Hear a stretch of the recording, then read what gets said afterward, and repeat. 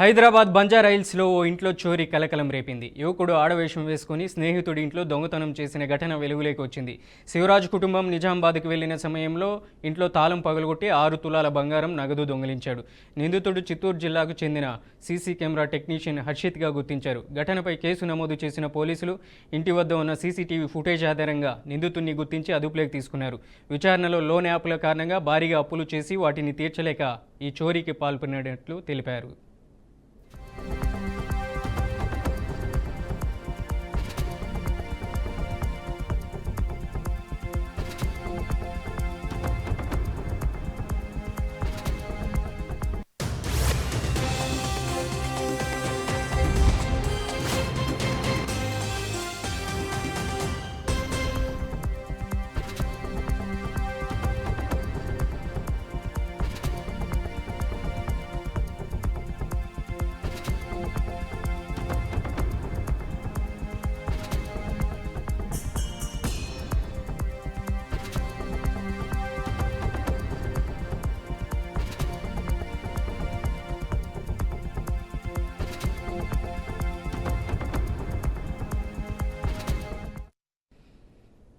యాదాద్రి భువనగిరి జిల్లా చౌటుప్పల్లో జరిగిన బతుకమ్మ పండుగ ఉత్సవాల్లో అధికార పార్టీ మాజీ మున్సిపల్ చైర్మన్ వెండ్రెడ్డి రాజు అనుచితంగా ప్రవర్తించారు. మహిళలతో కలిసి సాంప్రదాయ నృత్యాలు చేస్తున్న సందర్భంలో వెండ్రెడ్డి రాజు మాట్లాడుతూ బోట్లు వేసుకొని ఆడటం కనిపించింది.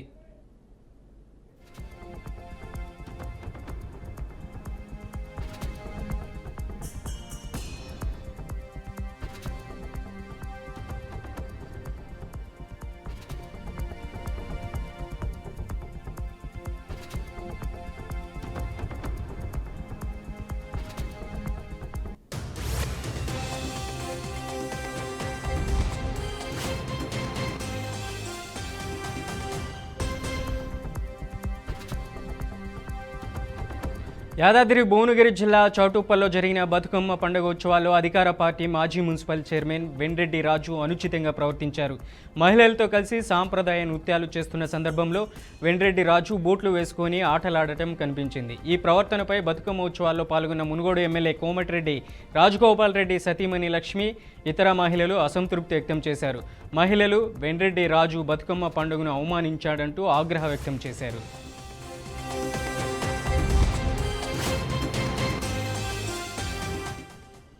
ఇక ఇదే అంశానికి సంబంధించి మరింత సమాచారం అందించడానికి మా ప్రతినిధి నల్గొండ శ్రీనివాస్ ఫోన్ లైన్లో ఉన్నారు. శ్రీనివాస్, అప్డేట్స్ ఏంటి? Good afternoon. మనం తెలంగాణ సంస్కృతి సంప్రదాయాలను అవమానపరిచేలా చౌటుప్పల్ మాజీ మున్సిపల్ చైర్మన్ రాజు ఒక్కసారిగా బతుకమ్మ సంబరాలలోని ఆ నియోజకవర్గంలో జరుగుతున్నటువంటి చౌటుప్పల్ కేంద్రంలో జరుగుతున్న బతుకమ్మ సంబరాలలో ఆ నియోజకవర్గ ఎమ్మెల్యే సతీమణితో పాటు మరికొంతమంది మహిళలు పెద్ద ఎత్తున ఆర్భాటాలతో బతుకమ్మ సంబరాలు నిర్వహించడం జరిగింది. దీనికి సంబంధించి అక్కడ ఉన్నటువంటి రాజు కూడా ఆ సంబరాలలో పాల్గొనడం జరిగింది. గత మున్సిపల్ చైర్మన్ కాబట్టి అతను కూడా ఇన్వైట్ చేయడం జరిగింది. అయితే రాజు తనకున్నటువంటి సంస్కృతి సంప్రదాయాలను మరిచి తోటి మహిళలతో అక్కడ బతుకమ్మ సంబరాల్లోని నృత్యం చేస్తున్న ప్రతి వారితో కలిసి తను కూడా ఆడటం జరుగుతుంది. అదే ఆడుతున్న క్రమంలో కూడా కనీసం అంటే బతుకమ్మకు సంబంధించిన సంస్కృతి సంప్రదాయాలకు పట్టించుకోకుండా బూట్లతో అంటే తను చేస్తున్నటువంటి అక్కడ ఆ బతుకమ్మ సంబరాలలో పాల్గొనేటప్పుడు ఖచ్చితంగా ఎవరైనా ఆధ్యాత్మిక భావాలను ఉన్న భావజాలను కానీ మనకున్న కుటుంబ సాంప్రదాయాలను కానీ మనకున్నటువంటి విషయాలన్నింటినీ ఇది చేసుకుని అక్కడ ఏదైతే బతుకమ్మ సంబరాల్లో పాల్గొంటాం. కానీ రాజు చేసినటువంటి ఈ విషయాన్ని చూసినట్లయితే చెప్పులు తన బూట్లను విడిచకుండా సంబరాలలో పాల్గొనడం అక్కడ చూసినటువంటి ఎమ్మెల్యే గారి సతీమణి చూస్తూ కూడా ఆ తోటిపాటి మహిళలకు కూడా పెద్ద ఎత్తున అవమానపరచాలనేది ఆవేదన కూడా వ్యక్తం చేసింది. దీంతో పాటు అక్కడ ఉన్న మహిళలు కూడా రాజు చేసినటువంటి అంటే అక్కడ ఉన్నటువంటి విధానాన్ని అందరూ వ్యతిరేకించారు. కాకపోతే అక్కడ పార్టిసిపేట్ అయినంత సేపు ఎవరికి ఏమనలేక అందరూ తన ఇబ్బందికరమైన పరిస్థితి ఏర్పడిందనేదే మహిళలు పెద్ద ఎత్తున చర్చించుకున్నటువంటి పరిస్థితి. ఇలాంటి పరిస్థితి పునరావృతం కాకుండా చూడాలంటే రాజు లాంటి వారు మరో కూడా ఇబ్బందిగా అంటే బూట్లతో నృత్యం చేయడం, అక్కడ ఉన్నటువంటి బతుకమ్మ సంబరాలలో పాల్గొనడం సరైన పద్ధతి కాదంటూ అనేక మంది అంటే అక్కడ ఉన్న రాజకీయ నాయకులే కావచ్చు, మరో సంబంధించిన వ్యక్తులే కావచ్చు విధి విధానాలకు అనుగుణంగా సంస్కృతి కాపాడే విధానం ఉండాలి. కానీ రాజకీయ నాయకులే ఇలా వేరే విధంగా చేయడం ఇది సరైన పద్ధతి కాదంటూ కూడా పదే పదే చెప్పడం కూడా జరుగుతుంది. ఇది తెలంగాణలో జరుగుతున్నటువంటి బతుకమ్మ సంబరాలలో అంటే సంస్కృతి సంప్రదాయాలను అవమానించినటువంటి రాజుపై కూడా చర్యలు తీసుకోవాలని కూడా ఇక్కడ స్థానిక మహిళలతో పాటు స్థానిక ఎమ్మెల్యే శాసనసభ్యులుగా ఉన్నటువంటి రాజగోపాల్ సత్యమీని కూడా ఆగ్రహం వ్యక్తం చేసినటువంటి పరిస్థితి.